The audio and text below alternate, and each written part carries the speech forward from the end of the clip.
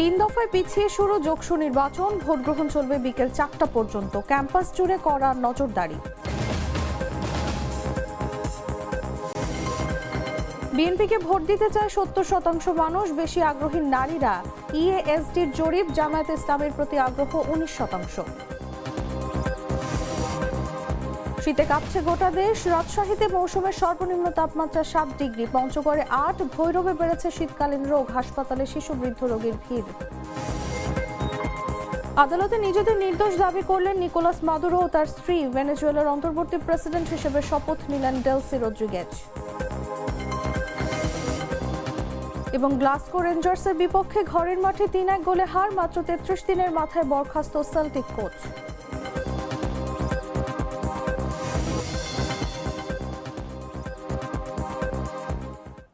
এতক্ষণ শুনছিলেন সংবাদ শিরোনাম। দর্শক, আমন্ত্রণ দুপুর 1টা নিউজে, সাথে আছি আমি তাসলিমা তিথি।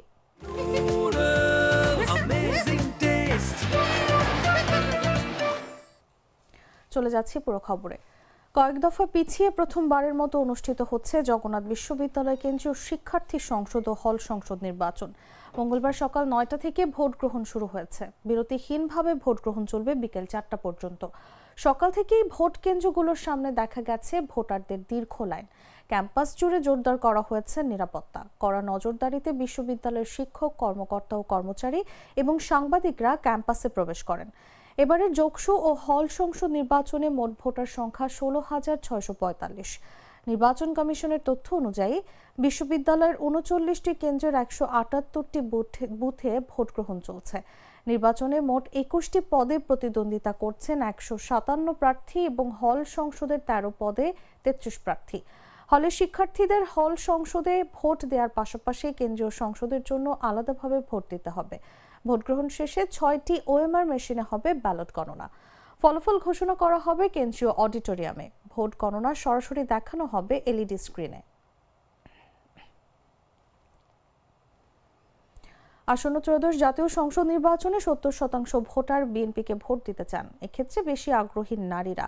বেসরকারি সংস্থা eminence associates for social development পরিচালিত এক জনমত জরিপে এসব তথ্য পাওয়া গেছে। সোমবার বিকেলে রাজধানীর কৃষিবিদ ইনস্টিটিউশন সেমিনার হলে এক অনুষ্ঠানে জরিপের ফলাফল তুলে ধরা হয়। তা উপস্থাপন করেন ইএএসডির প্রধান নির্বাহী কর্মকর্তা ডক্টর শামীম হায়দার তালুকদার। জরিপ প্রতিবেদনে আরও জানানো হয়, বাংলাদেশ জামায়াতে ইসলামীকে 19% ভোটার ভোট দিতে আগ্রহ দেখিয়েছেন। পাশাপাশি নতুন রাজনৈতিক দল জাতীয় নাগরিক পার্টিকে 2.6% এবং জাতীয় পার্টিকে 1.4% ভোটার পছন্দের তালিকায় রেখেছেন। জরিপে 2025 সালের 20 ডিসেম্বর থেকে নতুন বছরের 1 জানুয়ারি পর্যন্ত দেশের 300টি সংসদীয় আসন থেকে মোট 20,495 জন ভোটারের মতামত সংগ্রহ করা হয়।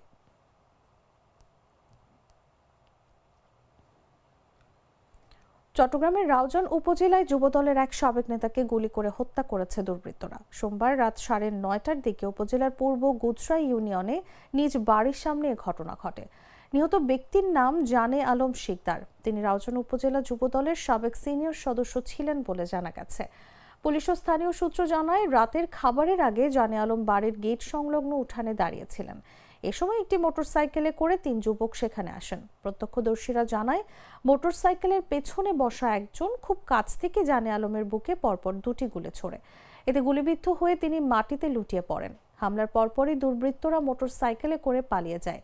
পরে স্থানীয় লোকজন জানে আলমকে উদ্ধার করে চট্টগ্রাম নগরের একটি বেসরকারি হাসপাতালে নেয়ার চেষ্টা করেন। তবে হাসপাতালে নেয়ার পথেই তার মৃত্যু হয়।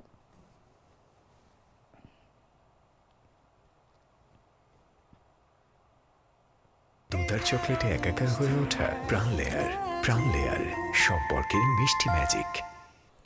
রাজশাহীতে মৌসুমের সর্বনিম্ন তাপমাত্রা রেকর্ড করা হয়েছে 7 ডিগ্রি সেলসিয়াস। মঙ্গলবার ভোর 6টায় এই তাপমাত্রা রেকর্ড করা হয়েছে। এর ফলে রাজশাহীর উপর দিয়ে মাঝারি শৈত্যপ্রবাহ বয়ে যাচ্ছে। রাজশাহী আবহাওয়া অফিসের তথ্য অনুযায়ী সোমবারের চেয়ে আজ একদিনে 3 ডিগ্রি সেলসিয়াস তাপমাত্রা কমে গেছে। ফলে রাজশাহীতে চলতি মৌসুমে সর্বনিম্ন তাপমাত্রা রেকর্ড করা হয়েছে 7 ডিগ্রি সেলসিয়াস। এ সময় বাতাসে আর্দ্রতার পরিমাণ ছিল 100%। ঘন কুয়াশার কারণে দৃশ্যমানতা কমে দাঁড়ায় মাত্র 600 মিটার। সকাল জুড়ে কুয়াশাচ্ছন্ন আবহাওয়া বিরাজ করলেও কোনো বৃষ্টিপাত রেকর্ড করা হয়নি। আবহাওয়া অফিস জানায় সোমবার রাজশাহীতে দিনের সর্বনিম্ন তাপমাত্রা ছিল 10 ডিগ্রি সেলসিয়াস এবং দিনের সর্বোচ্চ তাপমাত্রা রেকর্ড করা হয় 14.8 ডিগ্রি সেলসিয়াস। ওই সময় বাতাসের আর্দ্রতা ছিল 76%।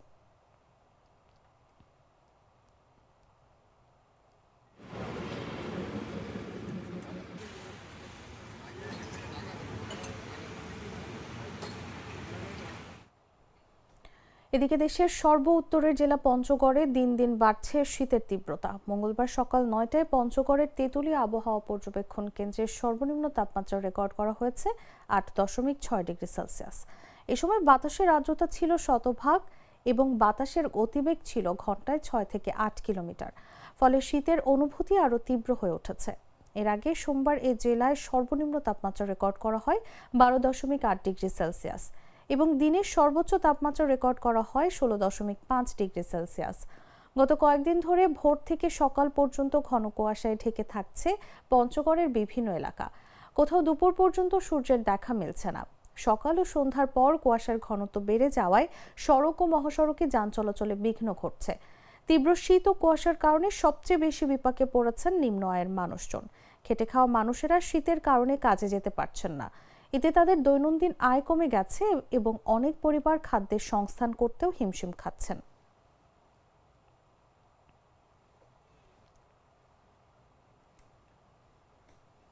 তীব্র শীতে কিশোরগঞ্জের ভৈরবে বেড়েছে শীতকালীন রোগের প্রাদুর্ভাব। হাসপাতালে চিকিৎসা নিতে ভিড় করছে রোগীরা। প্রতিদিনই জ্বর, সর্দি, কাশি, শ্বাসকষ্ট এবং নিউমোনিয়া সহ বিভিন্ন রোগ নিয়ে উপজেলা স্বাস্থ্য কমপ্লেক্স হাসপাতালে ভর্তি হচ্ছেন রোগীরা। হাসপাতাল সূত্রে জানা যায়, গড়ে প্রতিদিন শুধুমাত্র উপজেলা স্বাস্থ্য কমপ্লেক্স হাসপাতালে আন্তঃবিভাগ ও বহির্বিভাগে 1000 মানুষ স্বাস্থ্যসেবা নিচ্ছেন। সোমবার হাসপাতালে 44 জন রোগী ভর্তি হয়েছেন। তাদের মধ্যে বেশিরভাগই নিউমোনিয়া, ডায়রিয়া সহ ঠান্ডাজনিত রোগী। এর বেশিরভাগই প্রত্যন্ত ও গ্রাম অঞ্চল এলাকা থেকে আসা শিশু ও বৃদ্ধ। সন্ধ্যা থেকে সকাল পর্যন্ত বইছে হিমেল বাতাস আর সাথে বেড়েছে শীতের তীব্রতা। এতে জ্বর, সর্দি, কাশি, শ্বাসকষ্ট ও নিউমোনিয়া রোগ নিয়ে হাসপাতালে ভর্তি হচ্ছেন রোগীরা। এছাড়া ঠান্ডাজনিত রোগের বাইরে কারো কারো দেখা দিয়েছে ডায়রিয়া ও চর্মরোগ। সেই সঙ্গে পাল্লা দিয়ে বাড়ছে বহির্বিভাগের রোগীর চাপ। এমতাবস্থায় কাঙ্ক্ষিত সেবা না পেয়ে ক্ষোভ প্রকাশ করেছেন রোগী ও স্বজনরা।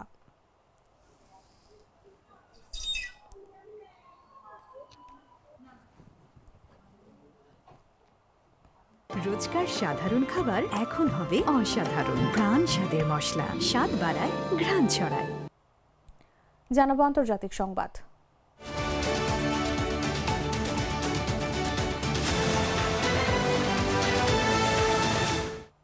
যুক্তরাষ্ট্রের নিউ ইয়র্কের আদালতে মাদক ও অস্ত্র চোরাচালানের মামলায় ভেনেজুয়েলার প্রেসিডেন্ট নিকোলাস মাদুরো ও তার স্ত্রী সিলিয়া ফ্লোরেস নিজেদের নির্দোষ দাবি করেছেন। সোমবার স্থানীয় সময় রাত 8টার দিকে নিউ ইয়র্কে ম্যানহাটনের আদালতে তাদের হাজির করা হয়। আদালতে নিকোলাস মাদুরো বলেন তিনি নির্দোষ এবং একজন সৎ মানুষ, এখনও তার দেশের প্রেসিডেন্ট।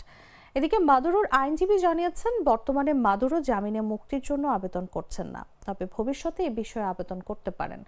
মার্কিন একাধিক গণমাধ্যমের বরাতে এই তথ্য জানা গেছে। অন্যদিকে শুনানি নিয়ে আদালত আগামী 17 মার্চ মাদুরোর পরবর্তী হাজিরার দিন ধার্য করেন। তার মামলার বিচারক অ্যালভিন হেলারস্টাইন এই নির্দেশ দিয়েছেন। এর আগে নিউ ইয়র্কের স্থানীয় সময় তখন সকাল প্রায় 8টার দিকে কয়েদিদের পোশাকে ম্যানহাটনের ফেডারেল আদালতে নেওয়া হয় ভেনেজুয়েলার প্রেসিডেন্ট নিকোলাস মাদুরো ও তার স্ত্রী সিলিয়া ফ্লোরেসকে। কঠোর নিরাপত্তায় ম্যানহাটনের ফেডারেল আদালতে নিয়ে যাওয়া হয় তাদের।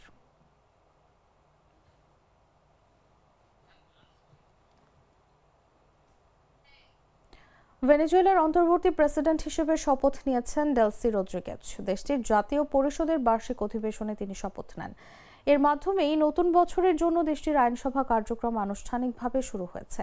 শপথ গ্রহণ অনুষ্ঠানে তিনি ডেলসি রদ্রিগেজ জানান, দেশের প্রতি অবৈধ সামরিক আগ্রাসনের ফলে ভেনেজুয়েলার জনগণের যে কষ্ট হয়েছে, সেই কষ্ট নিয়ে শপথ গ্রহণ করতে এসেছেন। এর আগে যুক্তরাষ্ট্রের অভিযানে প্রেসিডেন্ট নিকোলাস মাদুরো আটক হওয়ার পর দেশটির সুপ্রিম কোর্ট ডেলসিকে অন্তর্বর্তী প্রেসিডেন্ট হিসেবে মনোনীত করে।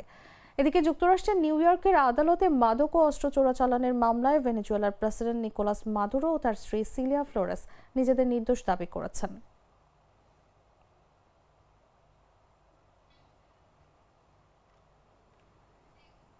ভেনেজুয়েলায় 1 ডজনেরও বেশি গণমাধ্যম কর্মীকে আটক করা হয়েছে বলে জানিয়েছে জাতীয় প্রেস অ্যাসোসিয়েশন। আটক হওয়া ওই 14 জন গণমাধ্যম কর্মীকে অবশ্য পরে মুক্তি দেওয়া হয়েছে। প্রেস অ্যাসোসিয়েশন জানিয়েছে আটক হওয়াদের মধ্যে একজন বিদেশি সাংবাদিক ছিলেন। দক্ষিণ আমেরিকার দেশটির প্রেস অ্যাসোসিয়েশন জানিয়েছে যুক্তরাষ্ট্রের হাতে বন্দী দেশটির প্রেসিডেন্ট নিকোলাস মাদুরোর সমর্থনে সোমবার ভেনেজুয়েলার রাজধানী কারাকাসে একটি মিছিল এবং দেশের নতুন আইনসভার শপথ গ্রহণ সহ বিভিন্ন অনুষ্ঠানে খবর সংগ্রহ করার সময় 1 ডজনেরও বেশি গণমাধ্যম কর্মীকে আটক করা হয়েছে। প্রেস অ্যাসোসিয়েশন আরও জানিয়েছে আটককৃতদের মধ্যে 11 জন আন্তর্জাতিক গণমাধ্যমের সঙ্গে কাজ করেন এবং একজন জাতীয় গণমাধ্যম কর্মী। রয়টার্স স্বাধীনভাবে আটকের বিষয়টি নিশ্চিত করতে পারেনি বলে জানিয়েছে। সরকারের সঙ্গে যোগাযোগ পরিচালনাকারী ভেনেজুয়েলার তথ্য মন্ত্রণালয়ের কাছে গণমাধ্যম কর্মীদের আটকের বিষয়ে জানতে অনুরোধ জানানো হলেও তাৎক্ষণিক সাড়া পাওয়া যায়নি। ভেনেজুয়েলার যোগাযোগ মন্ত্রণালয়ও এ বিষয়ে সাড়া দেয়নি।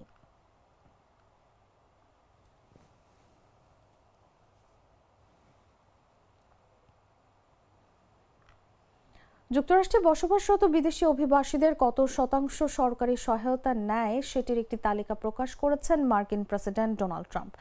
সেখানে দেখা গেছে দেশটিতে যত বাংলাদেশি পরিবার থাকে তাদের 54%-এরও বেশি সরকারি সহায়তা নিয়ে থাকেন। রোববার নিজের সামাজিক যোগাযোগ মাধ্যম Truth Social immigrant welfare recipient rates by country of origin শিরোনামে এই তালিকা শেয়ার করেন তিনি। এতে 120টি দেশ ও অঞ্চলের তালিকা প্রকাশ করেছেন ট্রাম্প। সেখানে ভারত বাদে দক্ষিণ এশিয়ার সব দেশের নাম আছে। তালিকায় বাংলাদেশি অভিবাসীদের অবস্থান উঠে এসেছে 19তম স্থানে, যেখানে অর্ধেকের বেশি পরিবার যুক্তরাষ্ট্র সরকারের বিভিন্ন সুবিধার উপর নির্ভরশীল। যুক্তরাষ্ট্র অভিবাসীদের বিভিন্নভাবে সহায়তা করে থাকে। এর মধ্যে খাদ্য, সরকারি স্বাস্থ্য এবং ঘর ভাড়ার জন্য সরকার সহায়তা দেয়।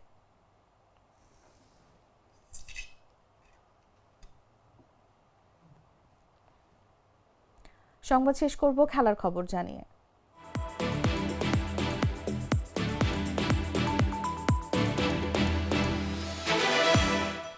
স্কটিশ জায়ান্ট সেল্টিক মাত্র 33 দিনের মাথায় প্রধান কোচ উইলফ্রেড ন্যান্সির সঙ্গে সম্পর্ক ছিন্ন করেছে।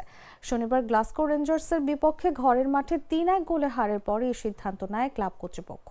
ক্লাবের পক্ষ থেকে দেয়া এক বিবৃতিতে বলা হয়, ম্যানেজার উইলফ্রেড ন্যান্সির সঙ্গে তাৎক্ষণিকভাবে চুক্তি বাতিল করার সিদ্ধান্ত নেওয়া হয়েছে।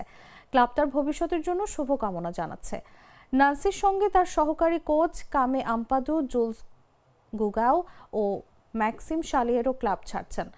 এছাড়া ফুটবল অপারেশনস প্রধান পল টিসডেলও তার পদ থেকে সরে দাঁড়িয়েছেন। ন্যান্সি সদ্যই যুক্তরাষ্ট্রের MLS ক্লাব কলম্বাস ক্রু ছেড়ে সেল্টিকের দায়িত্ব নিয়েছিলেন। তবে তার কোচিংয়ে সেল্টিক 8 ম্যাচের মধ্যে 6টিতেই হারে, যার মধ্যে প্রথম 4 ম্যাচেই পরাজয় ছিল। এমনকি একটি লিগ কাপ ফাইনালেও দলকে হারতে হয়। তার শেষ ম্যাচটি ছিল স্কটিশ ফুটবল সবচেয়ে বড় ম্যাচ ওল্ড ফার্ম ডার্বি, যেখানে চিরপ্রতিদ্বন্দ্বী রেঞ্জার্সের কাছে ঘরের মাঠে 3-1 গোলে পরাজিত হয় সেল্টিক।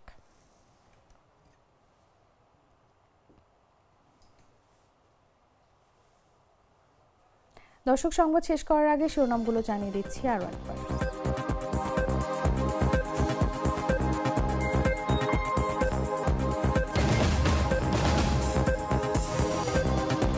তিন দফায় পিছিয়ে শুরু যোগসু নির্বাচন, ভোট গ্রহণ চলবে বিকেল 4টা পর্যন্ত। ক্যাম্পাস জুড়ে কড়া নজরদারি।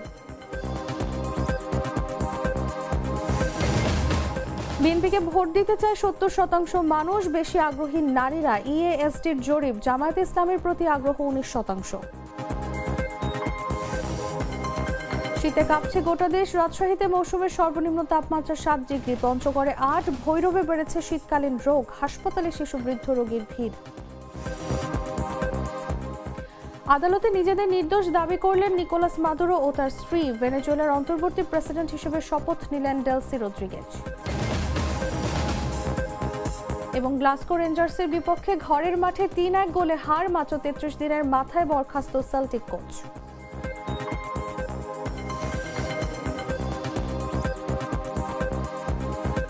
দর্শক, এই ছিল এখনকার মতো। এরপর দেখবেন দুপুর 3টার নিউজ। প্রতি মুহূর্তে সর্বশেষ খবর জানতে ভিজিট করুন jagonews24.com। ফলো করুন আমাদের ভেরিফাইড ফেসবুক পেজ এবং সাবস্ক্রাইব করুন জাগো নিউজের ইউটিউব চ্যানেল। ধন্যবাদ সবাই।